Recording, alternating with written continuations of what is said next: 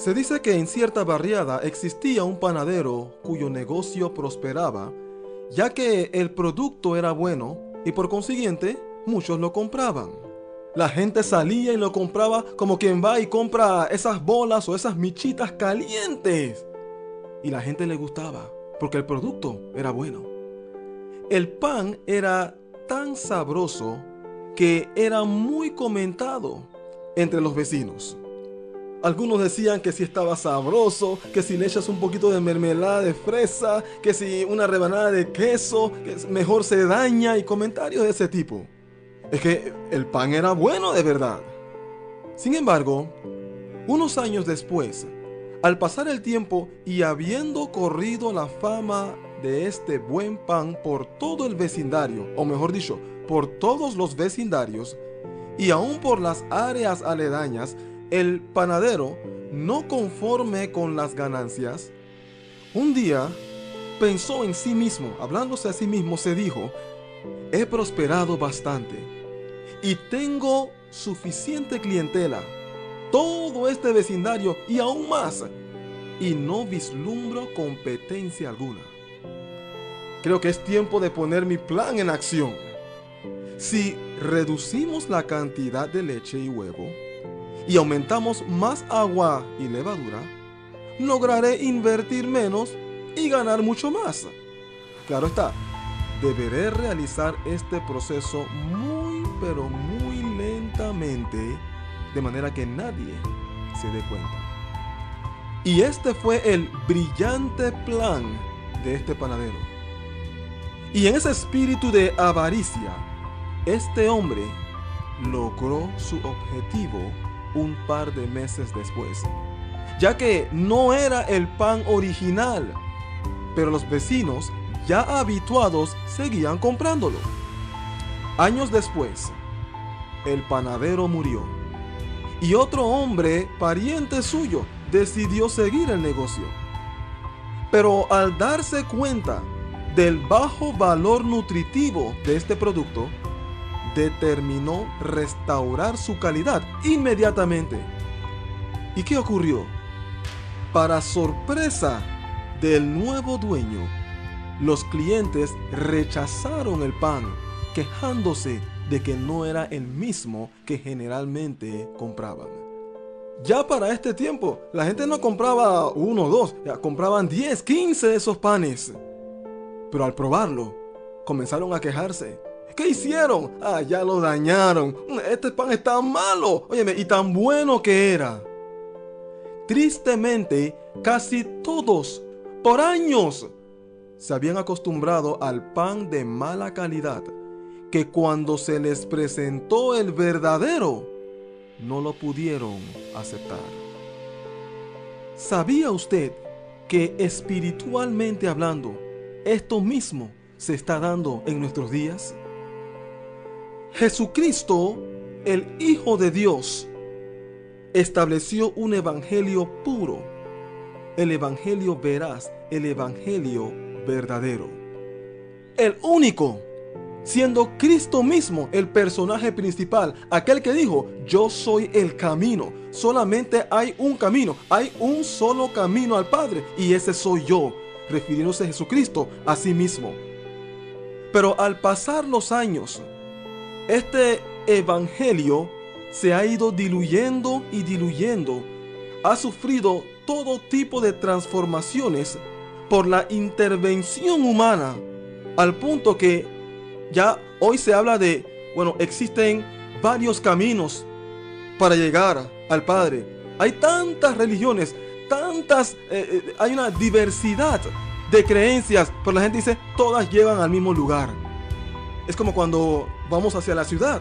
Podemos irnos por la vía Ricardo J. Alfaro, pero también se puede ir por la vía España.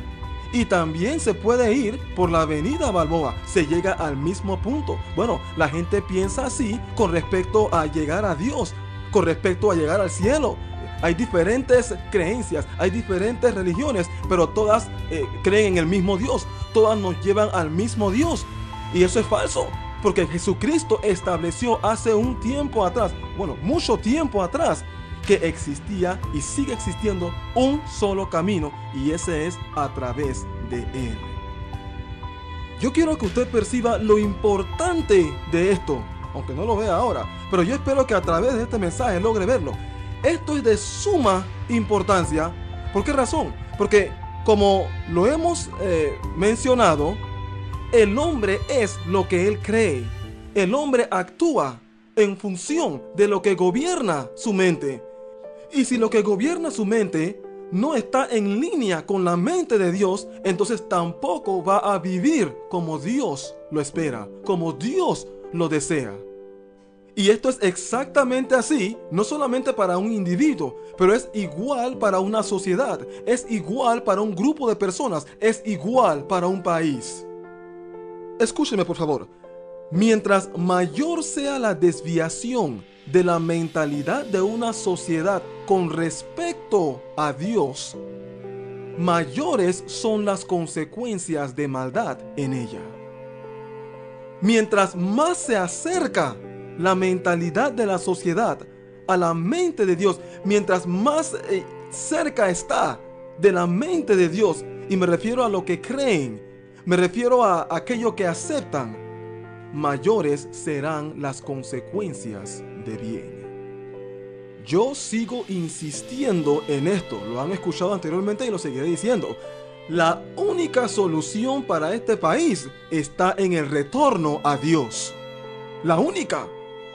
Pero entonces, ¿cómo retornaremos a Dios? ¿Cómo lograremos reconciliarnos con Él si nos encontramos en una atmósfera de confusión, en donde la mentalidad es varios caminos para llegar al mismo punto? Es imposible, porque solo hay uno. Entonces, es importante establecer cuál es ese único camino plasmado en su palabra, de manera que al conocerlo, sepamos entonces cómo llegar a Dios, para luego permitir que Él haga todo lo necesario, todo el trabajo necesario para nuestro bien. Un solo camino, querido oyente, un solo medio, porque existe un solo Dios. ¿No se da usted cuenta que el ambiente está como está por los diferentes criterios que se han enseñoreado en la mente de esta sociedad? Y queremos volver a ellos en estos momentos, y espero que sea paciente conmigo, y tratar con ellos uno por uno, y que esto trabaje para expandir nuestro entendimiento, de manera que sepamos por qué camino debemos conducirnos. Pero es importante que seamos honestos. Seamos honestos con nosotros mismos. Seamos honestos con Dios. Y analicemos esto con una mente abierta. No saltemos a conclusiones así de una vez y comenzar a rechazar y bueno, yo creo esto y me voy a quedar aquí. No, vamos a analizar, vamos a estudiar este asunto. Y yo le garantizo que le será de gran beneficio, no solamente presentemente, pero al otro lado de la eternidad. ¿Sabe por qué? Porque cuando Dios nos juzgue en el día final, no lo hará en función de lo que nosotros creemos que es lo correcto, lo que es nuestro criterio o lo que nosotros mismos hayamos establecido para nuestras propias vidas. Dios no nos va a juzgar en función de los miles de criterios que existen presentemente. Él nos juzgará con base en la verdad que Él ha declarado. Y cualquier otra cosa que no se alinea con la verdad que Él ha declarado, no será suficiente para mantenernos firmes ante la justicia de Dios. Vamos entonces a estudiar la primera de estas encuestas que hemos estado escuchando en los mensajes pasados. Buenas tardes. Muy buenas tardes. Sí, ¿me permite hacerle una pregunta? ¿Cómo no? ¿Está usted seguro que va al cielo? Claro que sí. ¿Cómo lo sabe? Bueno, yo voy a la iglesia todos los domingos o las veces que puedo. Yo no le hago mal a nadie, me divierto sanamente, no estoy entregado a ningún vicio o a la droga. Aparte de todo ello, le pido perdón a Dios todas las noches. Lo primero que queremos decir con respecto a estas respuestas es que nada se menciona en relación al trabajo restaurador de Cristo Jesús. Nada se menciona con respecto al sacrificio de Cristo en la cruz y su resurrección. Hacemos mención de esto porque si queremos ir al cielo, como casi todo el mundo lo desea, si realmente queremos ir al cielo, es importante que no haya nada, ningún tipo de impureza en nuestras vidas. Es que el cielo es la presencia misma de Dios, y en el cielo no puede haber pecado. Pero es el pecado precisamente ese mal que separa al hombre de Dios. Y esto lo mencionamos en el mensaje pasado.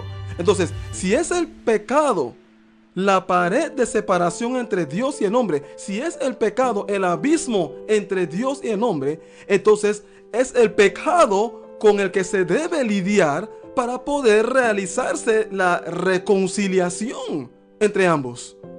Y la única manera de poder lidiarse con el pecado es a través de lo que Cristo hizo en la cruz. Es a través de su sacrificio en la cruz. Sin eso, no hay manera de librar al ser humano del pecado.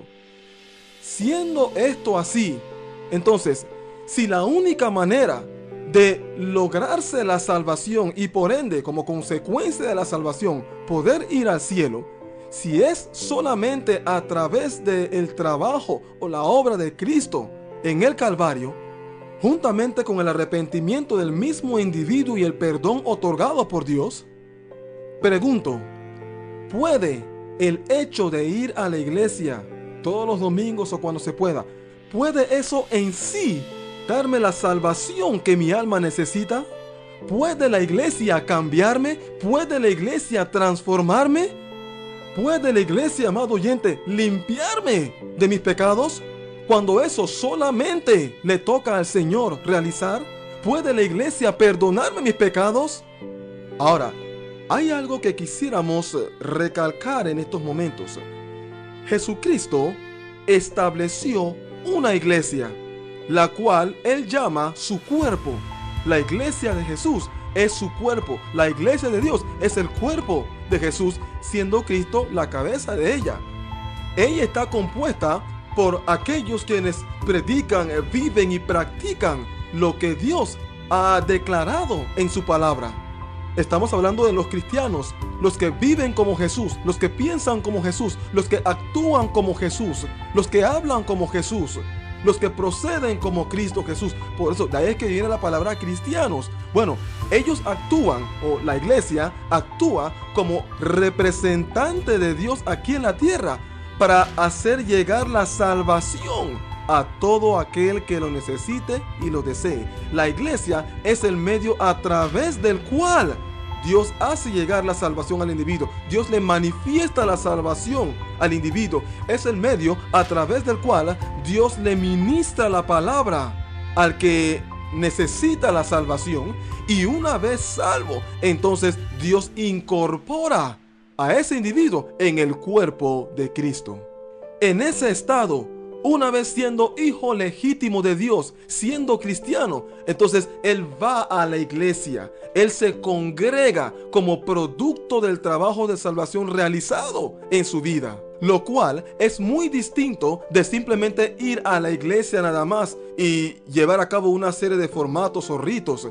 Ya el individuo, una vez siendo cristiano, él es parte de la iglesia, él se desenvuelve dentro de la atmósfera de la iglesia, no solamente en momentos cuando hay cultos donde se debe congregar, pero estando solo también, él es una representación de Cristo aquí en la tierra. Por consiguiente, el ir a la iglesia en sí no trae salvación. Es la obra de Cristo en la vida del individuo la que produce la salvación.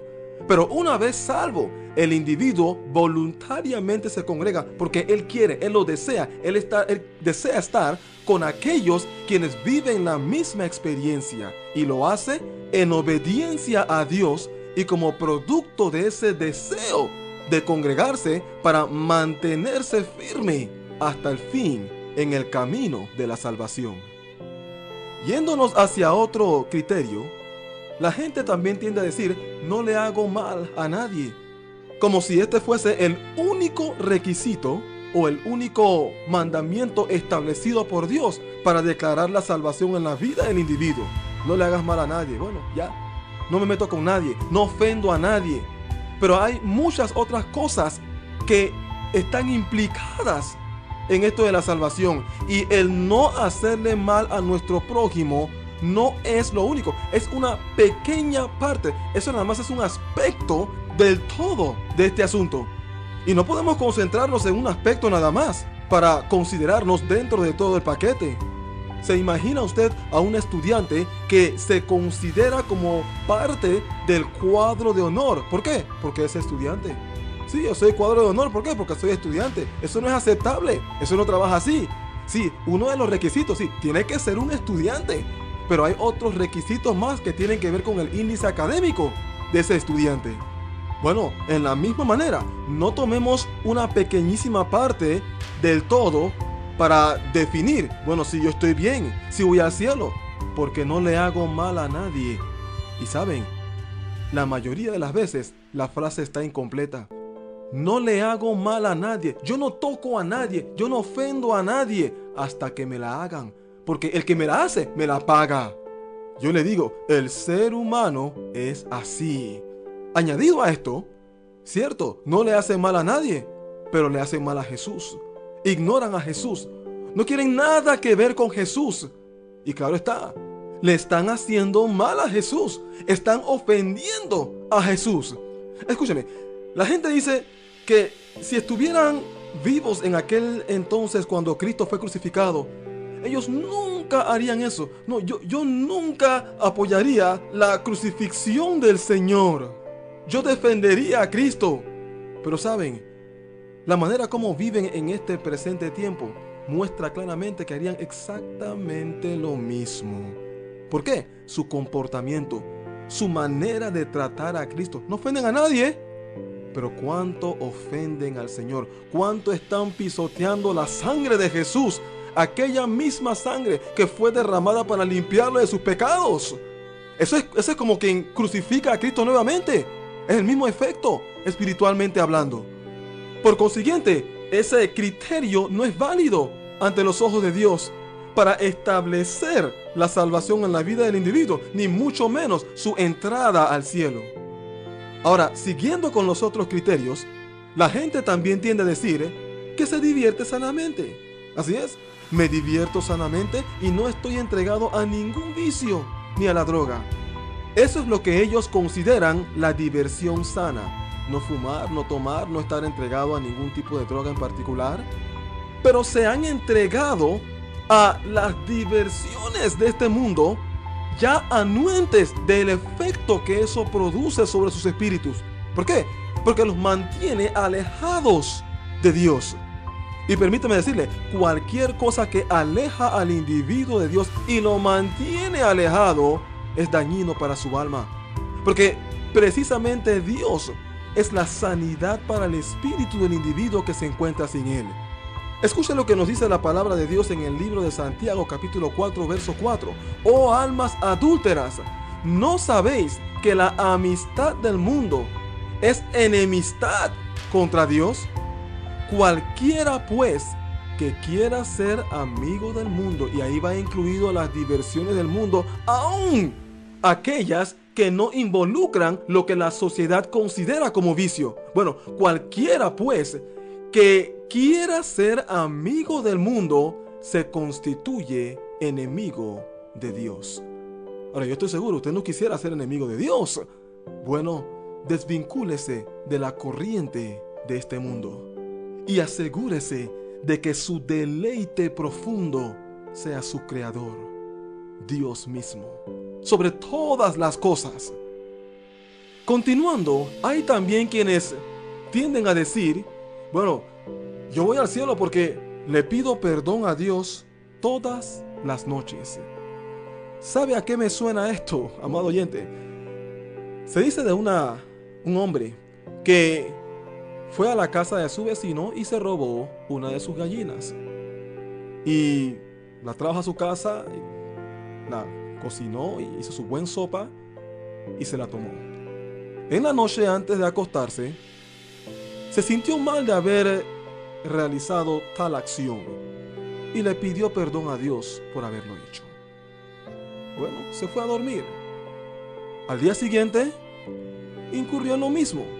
Se robó otra de las gallinas, hizo su buen plato de comida y en la noche, antes de acostarse, volvió a sentirse mal y le pidió perdón a Dios por haber cometido tal acto de pecado.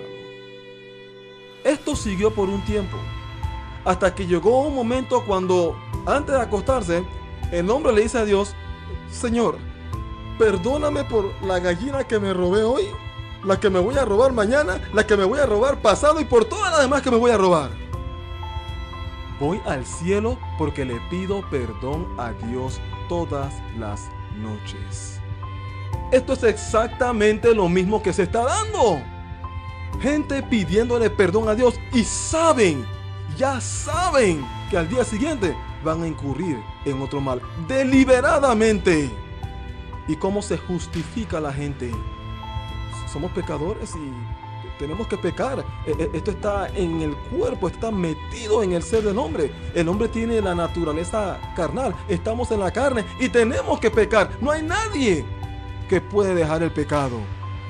Bueno, siga pensando de esa manera, porque la palabra de Dios dice que sin santidad nadie verá a Dios. Sin santidad nadie llegará al cielo.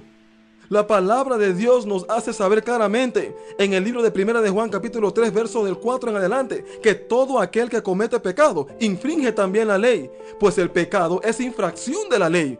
Y sabéis que ¿quién Él? Jesucristo apareció para quitar nuestros pecados y no hay pecado en Él. Cristo vino para quitar los pecados y cuando Él lo quita ya no están allí. La salvación consiste en la justificación del individuo, borrón y cuenta nueva. Y si Él determina verdaderamente abandonar el pecado, Él lo puede hacer. Dios tiene la capacidad de hacer al individuo justo como Él es justo, tal cual como lo dice la palabra en el libro de Primera de Juan. Y estando justificados, vivir como Él vivió cuando estuvo aquí en la tierra. Pues la palabra también nos dice en el mismo libro de Primera de Juan capítulo 4 verso 17 que en esto se ha perfeccionado el amor en nosotros para que tengamos confianza en el día del juicio. ¿Qué tipo de confianza? Óyeme, el que no la debe no la teme. Que podamos ver a Dios en ese día final como nuestro Padre y no como nuestro juez.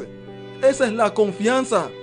La entrada segura al cielo. ¿Por qué? Porque en este mundo vivimos como es Él, tal cual como lo dice esa misma porción. Primera de Juan capítulo 4, verso 17. Búscalo en su Biblia, que nos dice: pues como Él es, así somos nosotros en este mundo.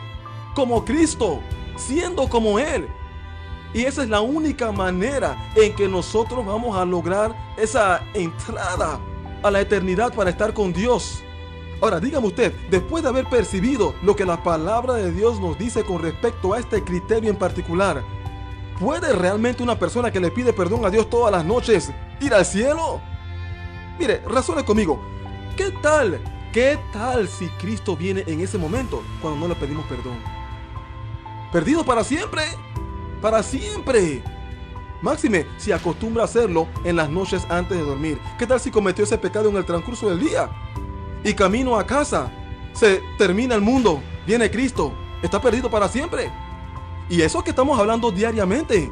¿Qué de aquellos casos, de aquellos quienes van a los cultos los domingos y se confiesan los domingos nada más? 6 días en la semana con un grave riesgo, atravesando un grave riesgo en su vida. Porque no es solamente la venida de Cristo, pero es también la sorpresa que puede causarle cuando la muerte toca a la puerta de su vida. La gente vive con una tremenda inseguridad. No saben. Bueno, en el día final se sabrá si quién lo va a lograr o quién no. ¡Qué inseguridad en el espíritu del individuo! Y con un tremendo temor. Muchos cansados de vivir, pero con un tremendo temor de morir. Óigame, qué estado tan desagradable. ¿Cree usted que eso es verdadera salvación? ¿Le pido perdón a Dios todas las noches? ¿Estando inseguro? ¿Es esa la manera como Dios desea que vivamos? ¿Usted cree que Dios es así? Yo estoy seguro que en algún punto de su vida usted ha ofendido a alguien sin querer. Yo le pregunto, ¿usted ofende a esa persona todos los días? ¿Todos los días usted ofende a esa persona? ¿Todos los días usted le pide perdón a esa persona? Oye, Juan, mira, perdóname por... Es que quiero asegurarme de que no te haya hecho nada malo. Yo no sé si te hice una maldad, yo no sé si te ofendí, pero de todas maneras te quiero pedir perdón por si acaso nosotros no procedemos de esa manera unos con otros. ¿No cree usted que podemos entonces vivir para agradar a Dios de tal manera que en vez de pedirle perdón cada noche a Él por algún pecado cometido, podamos nosotros más bien darle gracias a Dios por ayudarnos a vencer toda tentación? Es que la salvación consiste en un estado continuo de libertad del pecado, en donde no hay pecado en la vida del individuo. El individuo vive con una vida segura, hay seguridad en su vida. Es que la palabra de Dios dice, estas cosas os he escrito para que sepan, para que tengan la persuasión, para que estén convencidos de que tienen vida eterna, mientras se mantienen dentro de esta condición que Dios ha establecido. Pero nunca se puede tener esa seguridad cuando hay una conciencia que constantemente perturba la vida del hombre por los males que comete. Y el hombre constantemente a él mismo abanicando ese asunto, apoyándose en criterios falsos para justificar los males en su vida. Yo le voy a decir una cosa, escúcheme claramente por favor. Si un concepto es correcto, si es el veraz, si es verdadero, debe tener suficiente peso, debe ser de un fundamento lo suficientemente fuerte que me sostenga y produzca la seguridad en mi vida. De manera que cuando yo me presente ante el juez de jueces en ese día final, no tenga por qué temblar, pero tenga total confianza. Este es parte del objetivo que perseguimos al lidiar con cada uno de los criterios o estos criterios que gobiernan las mentes de las personas. Que al final pueda haber una seguridad de su posición con Dios. Esto es sumamente importante. Yo espero que usted haya podido percibir lo importante de esto. De manera que si se identificaba con algunos de estos que ya hemos visto y que hemos refutado, pueda aferrarse ahora, habiendo analizado esto con una mente abierta y con un espíritu honesto. Después de haber analizado esto, puede usted optar por el criterio correcto y encaminarse por el camino correcto y llegar al final correcto, que es el que le conviene, que es el que Dios desea para usted. Y habiendo hecho Él su parte, le tocará a usted ahora hacer la suya. Seguiremos.